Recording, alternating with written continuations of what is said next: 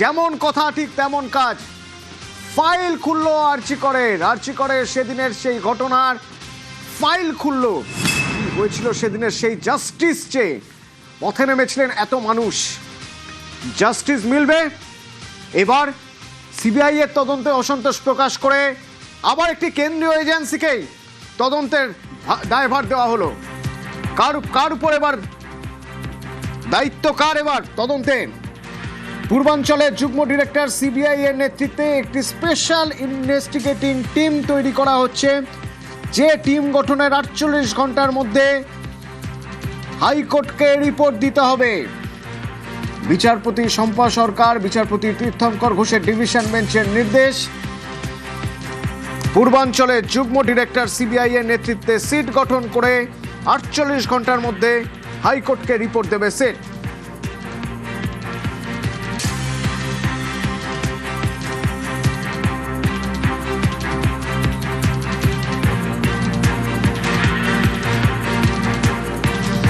এ নিয়ে কিছুক্ষণ আগে আমার 3 সহকর্মী মিমি, অয়ন এবং অর্ণব তারা যা পর্যালোচনা করছিলেন, কি বলছিলেন অর্ণব হাইকোর্ট চত্বর থেকে শোনাবো। অর্ণব, বিচারপতি শম্পা সরকার বলে দিলেন ত্রুটিপূর্ণ তদন্ত রিপোর্ট। বিচারপতি শম্পা সরকার এবং বিচারপতি তীর্থঙ্কর ঘোষের ডিভিশন বেঞ্চে আজকে এই আরজিকর মামলা শুনানি হয় এবং এর আগের দিনে যেমনটা বলেছিল ডিভিশন বেঞ্চ, এই অভয়ার পরিবারের 38টা প্রশ্ন রয়েছে মূল। এই 38টা প্রশ্ন তারা কোনোভাবেই যে বিচার হয়েছে তাতে তারা সন্তুষ্ট হচ্ছে না, তাই তারা রি-ইনভেস্টিগেশন চেয়েছিল। অর্থাৎ যেদিন ঘটনা ঘটেছে, অর্থাৎ 8ই অগস্ট রাত এবং 9ই অগস্ট সকাল, এই সময় কাল থেকে অর্থাৎ সেই ডিনার করার মধ্য দিয়ে আরো কয়েকজনের সাথে অভয়া ডিনার করেছিল এবং তারপর থেকে শ্মশানে তড়িঘড়ি নিয়ে গিয়ে লাইন ব্রেক করে তার দেহ সৎকার করে দেওয়া, এই পুরো ঘটনাটায় একাধিক তাদের অভিযোগ ছিল। এই অভিযোগগুলোই রিভিজিট করবে, রি-এক্সামিন করবে সিবিআই। তবে যে সিবিআই অফিসারের নেতৃত্বে তদন্ত হচ্ছিল সীমা পাহুজা, তিনি তদন্তের মধ্যে থাকবেন কিনা আদালত নির্দিষ্ট করেনি। এই রিভিজিট, রি-এক্সামিন এবং ঘটনা ডিনার থেকেই শুরু হয়েছিল। সেই ডিনার থেকে একেবারে অন্ত্যেষ্টি পর্যন্ত বা শ্মশানঘাট পর্যন্ত, অভয়ার দেহ সৎকার পর্যন্ত পুরো যা ঘটেছে পুরো জায়গাটাতেই রিভিজিট করবে সিবিআই এবং রি-এক্সামিন করবে।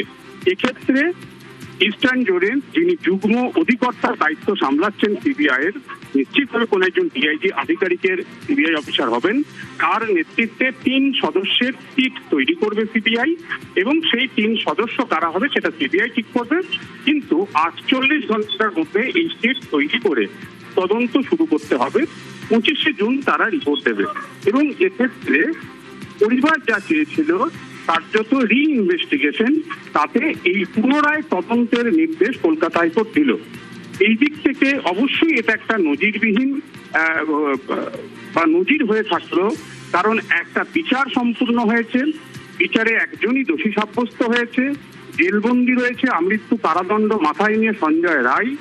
এই অবস্থায় ওই আরজিকরের নিহত চিকিৎসকের পরিবারের আবেদন মেনে কলকাতা হাইকোর্ট পুনরায় তদন্তের নির্দেশ দিল সিবিআই সিট তৈরি করে এবং 25শে জুনের মধ্যে তাদের রিপোর্ট পেশ করতেও বলা হয়েছে। এবং এক্ষেত্রে ত্রুটি বিচ্যুতির বিষয়টি সামনে এসছে, কারণ এর আগে মামলাটি যখন বিচারপতি অর্ণব, একটা বিষয় হচ্ছে যে সঞ্জয় রায় প্রশ্ন উঠেছিল, একজনকেই শুধুমাত্র পেয়েছে সিবিআই, একজনকেই শুধুমাত্র, তাও আজীবন মৃত্যুদণ্ড দিতে পেরেছে আদালত। এই ত্রুটি বিচ্যুতি কি এই কারণেই সিবিআই রিপোর্টে বলছেন বিচারপতি শম্পা সরকার? এর আগে কলকাতা হাইকোর্টের নির্দেশ মেনে সিবিআই পুরো ঘটনাটায় তারা যা করেছে সেই নিয়ে একটা কম্প্রিহেন্সিভ রিপোর্ট দেয়। সেই রিপোর্ট ডিভিশন বেঞ্চ খুঁটিয়ে পড়ে এবং তাতে প্রিজাইডিং জজ বিচারপতি শম্পা সরকার সিবিআই এর উদ্দেশ্যে মন্তব্য করেন। সিবিআই যে রিপোর্ট দাখিল করেছে সেই রিপোর্টের মধ্যে এই শব্দটি বিচারপতি বলেছেন, ল্যাব তারা খুঁজে পেয়েছেন এবং ত্রুটি বিচ্যুতি তারা দেখতে পেয়েছেন সিবিআই। তখনই সিবিআই তরফে উত্তর দেওয়া হয় যে ত্রুটি বিচ্যুতির অংশটা বিচারপতি উল্লেখ করছেন, রিপোর্টে তিনি লিখেছেন এই ত্রুটি বিচ্যুতি সিবিআই এর জন্য নয়, এটা কলকাতা পুলিশ পাশাপাশি হাসপাতাল কর্তৃপক্ষের জন্য। এবং এক্ষেত্রে সিবিআই বারবার বলছিল যে 8 ঘন্টার সিসিটিভি ফুটেজ, তার মধ্যে একটা বড় অংশ টেকনিক্যাল ভিক করে তারা দেখতে পাচ্ছে না। পোস্টমর্টেম হচ্ছে যে টেবিলে, সেখানে যে ভিডিওগ্রাফি সেই ছবিটা তো নিভু আলোর মধ্যে করা হচ্ছে। এইরকম একাধিক যে খামতির জায়গাগুলি সিবিআই ত্রুটির কথা মেনে নিল। সিবিআই বলছে এই ত্রুটিটা হয়েছে হাসপাতাল কর্তৃপক্ষ এবং পুলিশের জন্য। হু কিল্ড অভয়া? হু কিল্ড অভয়া? এই প্রশ্নের উত্তর এখনো খুঁজে চলেছি আমরা সবাই। পুলিশের জন্যই হয়েছে গাফিলতি। যখন এই পর্যবেক্ষণ হাইকোর্টের, তখন আপনাদের কিছুদিন আগের একটা ছবি মনে করাতে চাইব, যেখানে মুখ্যমন্ত্রী শুভেন্দু অধিকারী কড়া পদক্ষেপের কথা বলছেন সেদিনের সেই ঘটনায় 3 জন আইপিএস এর ভূমিকা প্রশ্নের মুখে, তাদের সাসপেন্ড করা হোক।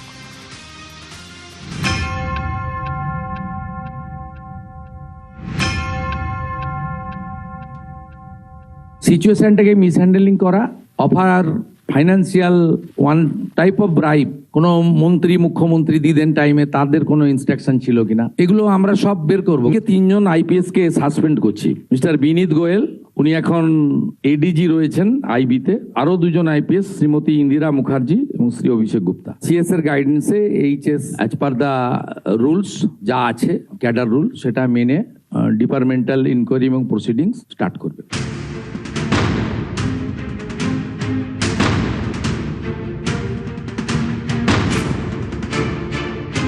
প্রধানমন্ত্রীকে আমি প্রণাম জানাই দূর থেকে, বর্তমান মুখ্যমন্ত্রীকেও ধন্যবাদ জানাই। বিনীত গোয়েল তো প্রেজেন্ট থেকে আমাদের ওই সেমিনার রুমে ঢুকতে দেয়নি। বিনীত গোয়েলের একটা ফোন বাড়িয়ে দিয়েছে, মুখ্যমন্ত্রীর সঙ্গে কথা বলুন। মুখ্যমন্ত্রীর সঙ্গে কথা না বলা পর্যন্ত আমাদের মেয়ের মুখটাও দেখতে দেওয়া হয়নি। 3.5 ঘন্টা আমাদের আটকে রাখা হয়েছে। অমানবিক নির্যাতন এই বিনীত গোয়েলের নেতৃত্বে ঘটেছিল, এই জন্য বিনীত গোয়েল শাস্তি পেয়েছে। দেশ জুড়ে ঝড় তুলেছিল আরজি করের ঘটনা। কলকাতার প্রথম সারির এই সরকারি হাসপাতালে নৃশংসভাবে খুন ও ধর্ষণ করা হয় এক চিকিৎসককে। সেই ঘটনার তদন্তে বিচার বিভাগীয় কমিশন তৈরির পথে বাংলার প্রথম বিজেপি সরকার। তার আগে আরও কড়া পদক্ষেপ মুখ্যমন্ত্রী শুভেন্দু অধিকারীর। আরজি করের ঘটনায় অভিযোগের আঙুল উঠেছিল এমন 3 আইপিএস অফিসারকে সাসপেন্ড করে দিলেন তিনি।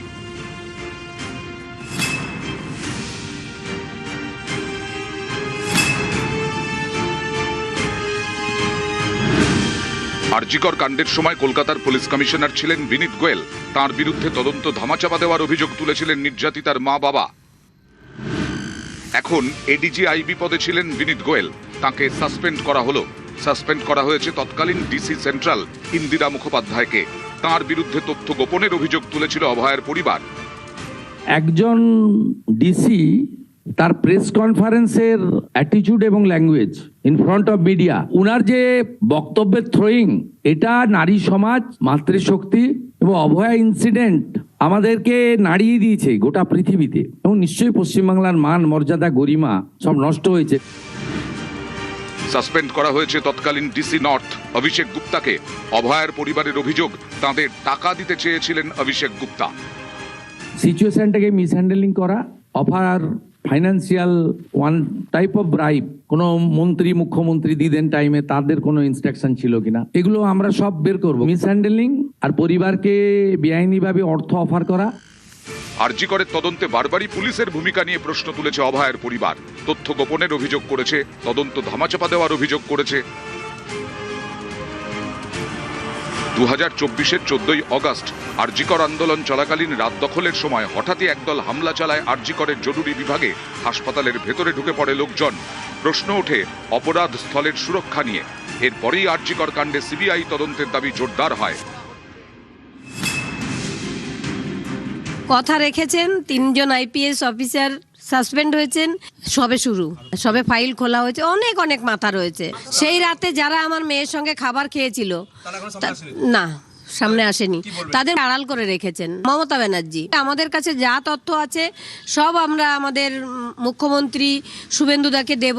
মুখ্যমন্ত্রী যদি ব্যবস্থা নেন তাহলে সিবিআই কাজ করতে বাধ্য হয়। প্রধানমন্ত্রীকে আমি প্রণাম জানাই দূর থেকে, বর্তমান মুখ্যমন্ত্রীকেও ধন্যবাদ জানাই। এই ঘটনাটা আজ থেকে প্রায় 2 বছর আগে যখন আমার মেয়ের সঙ্গে এই ঘটনা ঘটেছিল তখনই হতে পারতো। তখনকার তৎকালীন মুখ্যমন্ত্রী মমতা ব্যানার্জি এই জিনিসটাকে ধামাচাপা দেওয়ার জন্য আরো বেশি করে কোনো ব্যবস্থাই নেন। বিনীত গোয়েল তো প্রেজেন্ট থেকে আমাদের ওই সেমিনার রুমে ঢুকতে দেয়নি।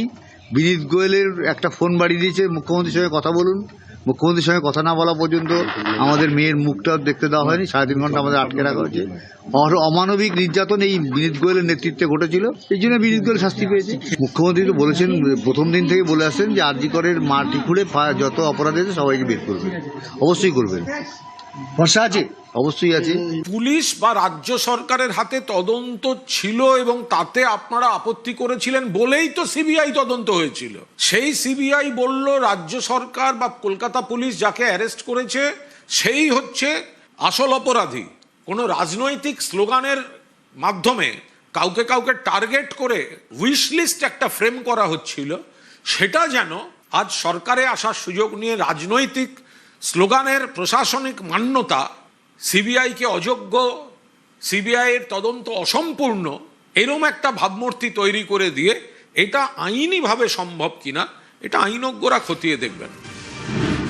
মুখ্যমন্ত্রীর এই 3 IPS কে সাসপেন্ড করার মধ্যে জোড়া বার্তা দেখছে রাজনৈতিক মহল।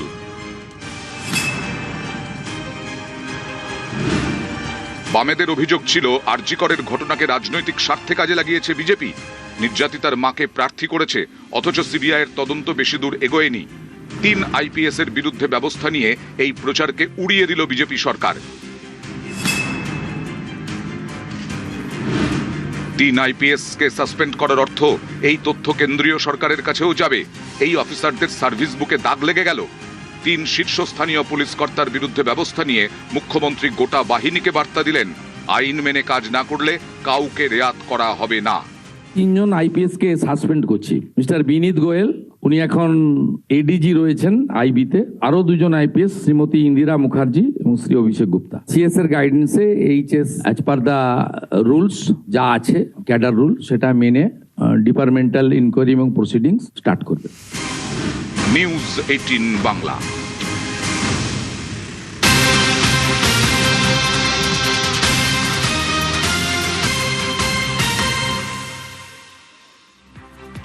ভোটের আগে অভিষেক বন্দ্যোপাধ্যায়ের মন্তব্য, যে মন্তব্য নিয়ে মামলা হয়েছিল হাইকোর্টে, সেই মামলায় রক্ষা কবচ তো মিলল, কিন্তু বিচারপতি প্রশ্ন তুলে দিলেন যে একজন 3 বারের সাংসদ কেন দায়িত্বজ্ঞানহীন মন্তব্য করবেন। এমন দায়িত্বজ্ঞানহীন মন্তব্য কি হলো আজ হাইকোর্ট চত্বরে, কিভাবে বা রক্ষা কবচ মিলল, এবং এই যে ক্ষোভ প্রকাশ বিচারপতির, সেই ক্ষোভ প্রকাশ মামলার গতি প্রকৃতি কোন দিকে নিয়ে যেতে পারে।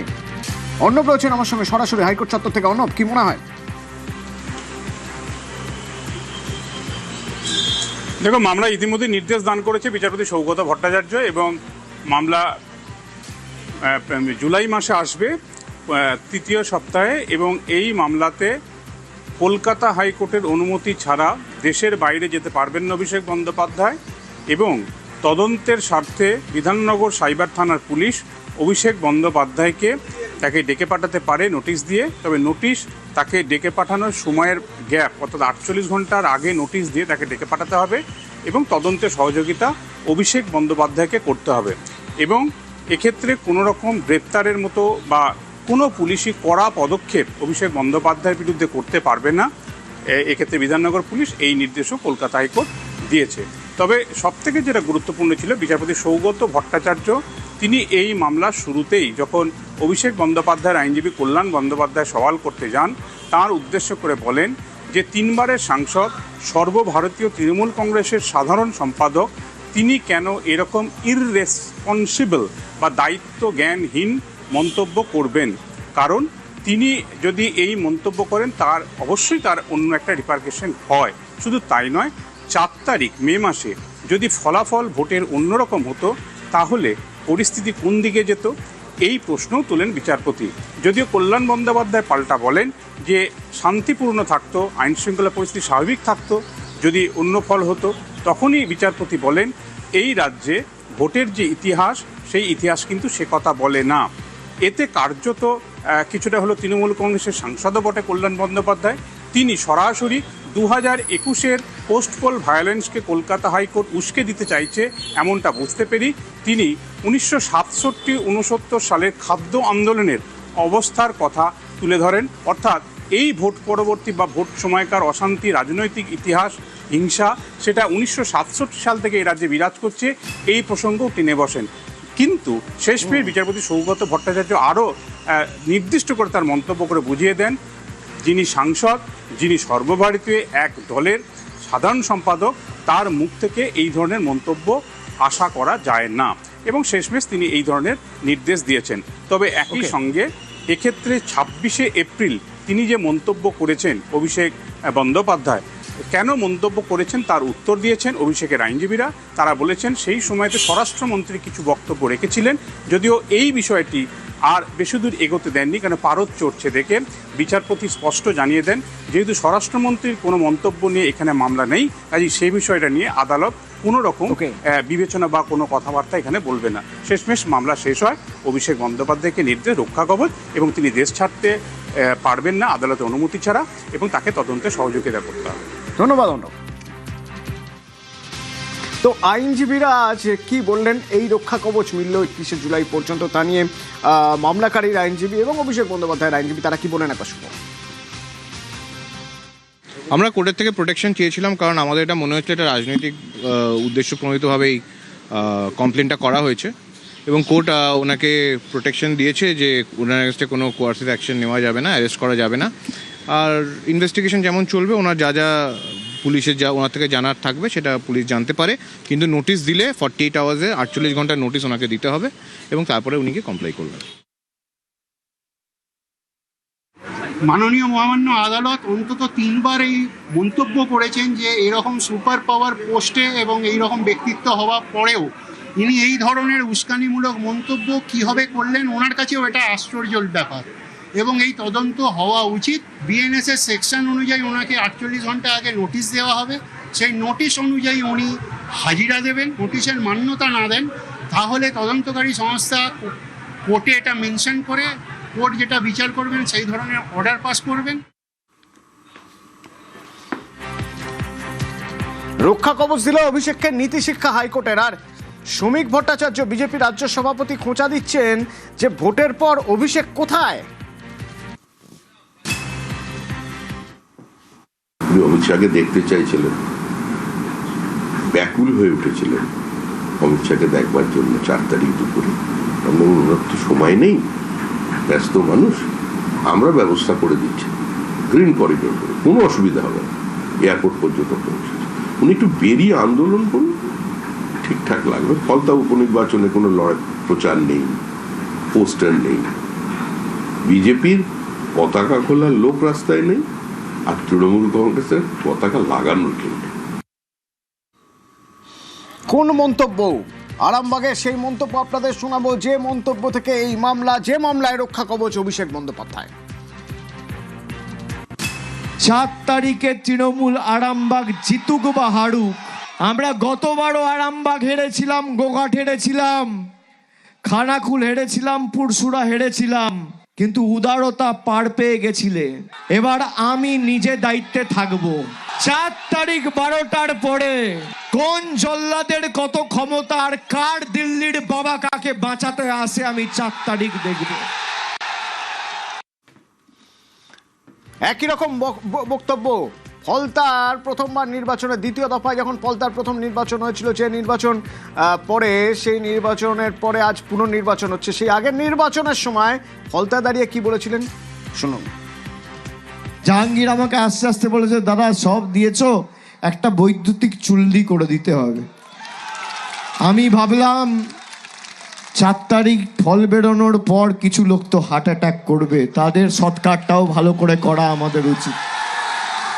অমিত শাহ এসে বলছে তৃণমূলকে সব ঘুষ যাও अंदर, नहीं तो उल्टा करके सीधा कर दिया जाएगा। কে বলছে? গুজরাটের গুন্ডা। আমি খালি বলেছি যদি সৎ সাহস থাকে 4 তারিখ অমিত শাহ বাংলায় থাকবেন, বেলা 12টার পর দেখা হবে। এই যে 4 তারিখ ভোটের ফল, 4 তারিখ ভোটের ফল বেরোলে কি হবে বারবার বলা হচ্ছিল, ঠিক সেইখানে দাঁড়িয়েই আজ বিচারপতির প্রশ্ন ছিল, যদি ভোটের ফল অন্যরকম হতো তাহলে কি হতো। গোঘাট বিজেপির কর্মী সমর্থকরা বলছেন তাহলে কামান চলতো, ঝোপের মধ্যে থেকে হাত কামান উদ্ধার হয়েছে। এই দেখুন 1 2 3 কামান কারা এনেছে বলা হচ্ছে। বাড়ির পাশে মাটি খুঁড়ে বারুদ ভর্তি বস্তা রাখা ছিল আর ঝোপের মধ্যে হাত কামান রাখা ছিল। তৃণমূল অঞ্চল সভাপতি ফরিদ খান, অভিযোগ উঠছে এই ফরিদ খান নাকি কামান এনে লুকিয়ে রেখেছিল, ভোটে তৃণমূল জিতলে হাত কামান ব্যবহার হতো।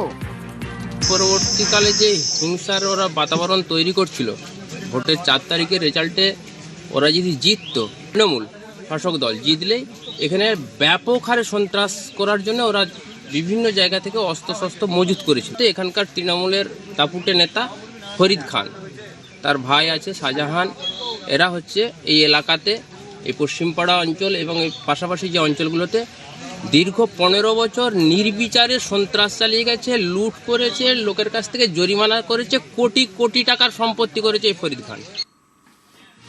রাজ্যে আরো 1 মাস কেন্দ্রীয় বাহিনী থাকছে। ভোটের পরও আইন শৃঙ্খলা পরিস্থিতি সব যেন ঠিকঠাক থাকে, তার জন্য স্বরাষ্ট্রমন্ত্রক সিদ্ধান্ত নিয়েছে আরো 1 মাস কেন্দ্রীয় বাহিনী থাকবে। সোমরাজ আছে আমার সঙ্গে, সরাসরি কথা বলবো। সোমরাজ, এই সিদ্ধান্তের পিছনে কারণ কি?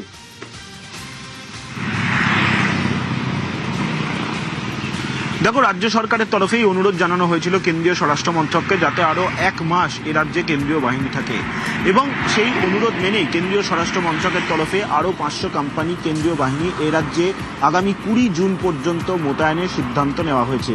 ইতিমধ্যেই রাজ্যের মুখ্য সচিব, রাজ্য পুলিশের ডিজিকে তা জানিয়ে দেওয়া হয়েছে। মূলত ভোট পরবর্তী অশান্তি এবং আইন শৃঙ্খলাকে সামনে রেখেই এই সিদ্ধান্ত কেন্দ্রীয় স্বরাষ্ট্র মন্ত্রকের তরফে নেওয়া হয়েছে। রাজ্যের অনুরোধ মেনেই কেন্দ্রীয় স্বরাষ্ট্র মন্ত্রকের তরফে এই বাহিনী আগামী 1 মাস রাজ্যে থাকবে, রাজ্য পুলিশের সঙ্গে সমন্বয় রেখে কাজ করবে, তেমনটাই কেন্দ্রীয় স্বরাষ্ট্র মন্ত্রকের তরফে জানানো হয়েছে। মূলত রাজ্যে যে অঞ্চলে বা এলাকায় ভোট পরবর্তী অশান্তির আশঙ্কা করছে রাজ্য পুলিশ, সেই এলাকায় এই কেন্দ্রীয় বাহিনী মোতায়েন থাকবে বলেই সূত্র মারফত জানা যাচ্ছে। ধন্যবাদ।